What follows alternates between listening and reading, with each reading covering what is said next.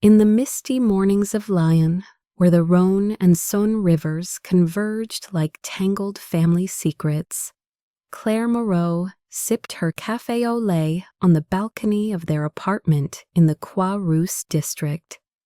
The air was crisp with autumn's arrival, leaves swirling in eddies down the traboules, those hidden passageways that whispered of centuries-old deceptions.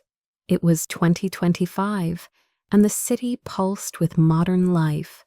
Electric scooters zipping past boulangeries, tourists snapping selfies at the Roman amphitheater ruins on Fourvière Hill.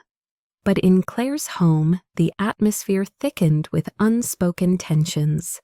A slow simmer like the fog rolling off the water. Claire, at 38, was a curator at the Musée des Beaux-Arts, her days filled with restoring faded canvases that depicted betrayals. Judas's kiss, Medea's wrath. Her husband, Antoine, a 42-year-old architect restoring Lyon's historic silk workshops, shared her passion for preservation. They'd met a decade ago in Paris during a rain-soaked exhibition on Impressionism, where Monet's blurred landscapes mirrored their whirlwind romance.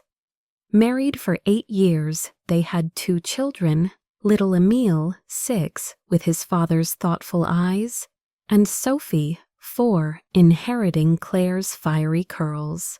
Family was everything to Antoine, rooted in his own fractured past, his mother's affair that shattered his childhood in Provence, leaving him with a stepfather who favored his half-siblings.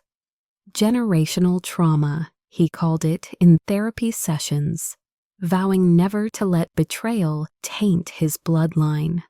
The joke slipped out one humid summer evening during a dinner party in their sun-dappled courtyard. Friends gathered around a table laden with coq au vin and Rhône Valley wines, laughter echoing off the stone walls as thunder rumbled distant over the Alps. Claire, tipsy on Syrah, teased Antoine about his meticulous lovemaking. "Ah, chérie, you're wonderful, but remember my ex, Julien. He was a wild beast in bed, untamed like the Mistral winds." She laughed, expecting chuckles, her hand squeezing his knee under the table. The group tittered awkwardly, but Antoine's face hardened, the candlelight casting shadows that deepened his furrowed brow. He didn't laugh. That night, in their bedroom overlooking the Place des Terreaux, where fountains danced under street lamps, Antoine lay rigid. Was it a joke, Claire, or truth? His voice was low, laced with the pain of old wounds. She dismissed it, rolling her eyes. Mon Dieu, it was nothing. Julien was ages ago. But the seed was planted, watered by his insecurities. Antoine's mother had joked similarly before her affair was revealed, fracturing their family farm in Avignon. He couldn't shake it. Days turned to weeks, the Lyonnais autumn deepening into golden hues on the Parc de la Tête d'Or, where families picnicked amid falling chestnuts. Antoine grew distant, working late in his studio, sketching blueprints that mirrored his unraveling mind, structures collapsing under hidden flaws. He hired a private investigator, a grizzled man from Marseille with a Gauloise's habit, who tailed Claire through the bustling Marché Saint-Antoine. Photos arrived, Claire lunching with Julien, her ex from university days, now a gallery owner in Geneva. Not just lunch, embraces, lingering glances. Texts uncovered, miss our passion, Antoine's too safe, betrayal confirmed. Antoine's motive crystallized, revenge not just for the joke, but for echoing his mother's deceit, reopening scars from a childhood of divided loyalties. He filed for divorce quietly, citing irreconcilable differences, serving papers on a rainy October afternoon as Claire returned from the museum, her umbrella dripping like tears. "You took my joke seriously?" She gasped, the document trembling in her hand. It was a slip, but Antoine's eyes were steel. Slips reveal truths, like my mother's did. The slow burn began. Antoine didn't rage, he orchestrated.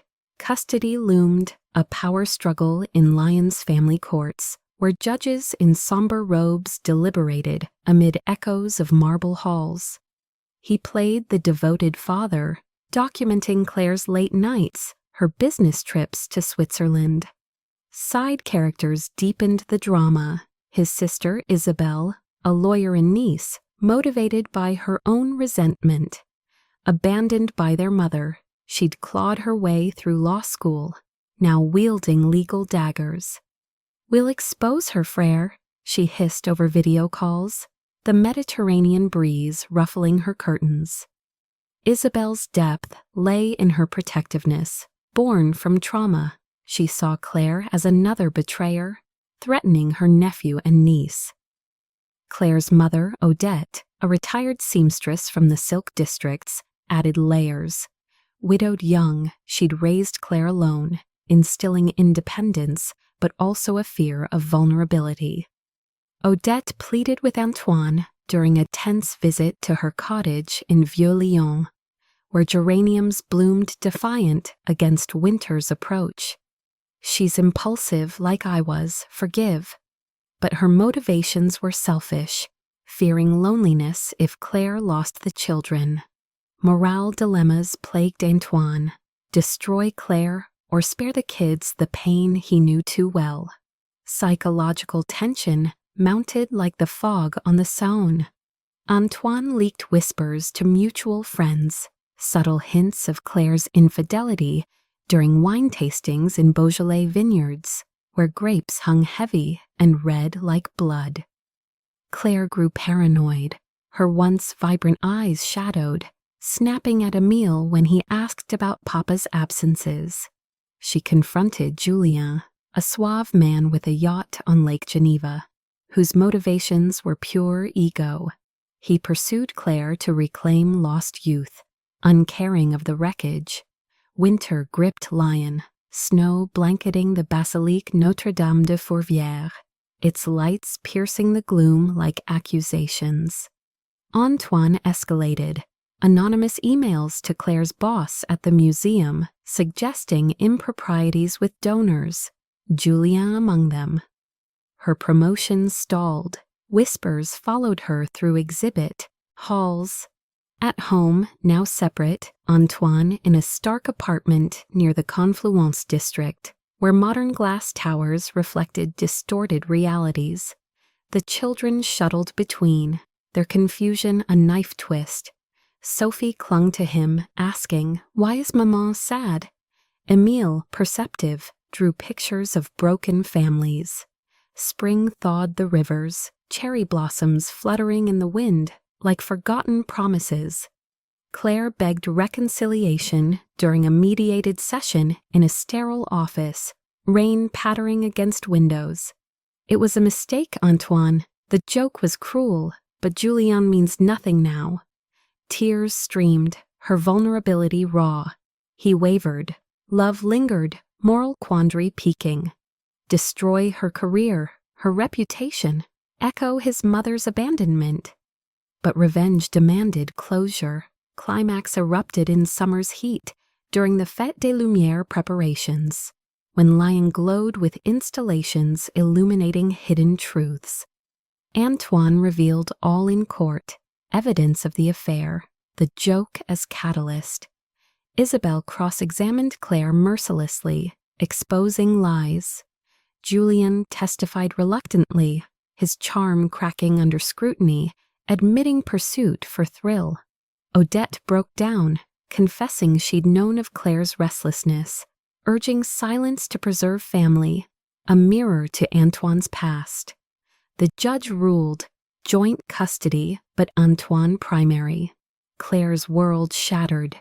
She lost her job amid scandal, moving to a tiny flat in the Pente de la Croix-Rousse, where steep stairs mocked her fall. Julien abandoned her, his wife discovering the mess. Resolution came on a balmy June evening as Antoine walked with the children along the Rhône quays, boats bobbing gently. Emile laughed, Sophie chased pigeons. Claire appeared, haggard, pleading visitation. "I've learned, Antoine, the trauma I caused, it's like yours." He felt the weight. Revenge's satisfaction tainted by tragedy. Generational cycles broken or perpetuated. He allowed her in, supervised, the family fractured but mending. Isabelle softened, inviting Odette for holidays in Nice, where azure waves lapped forgiveness. Antoine dated tentatively, a colleague who understood scars. Claire rebuilt, therapy unraveling her impulsivity's roots. Odette stifling love. In Lion's eternal dance of light and shadow, revenge faded like mist at dawn. Antoine sipped wine on his balcony, the city's heartbeat steady. Satisfaction. Tragic, yes, but healing bloomed. A new legacy for his children, free from betrayal's chains. Yet in quiet moments, the joke echoed, a ghost in the triboules, reminding him of love's fragile architecture.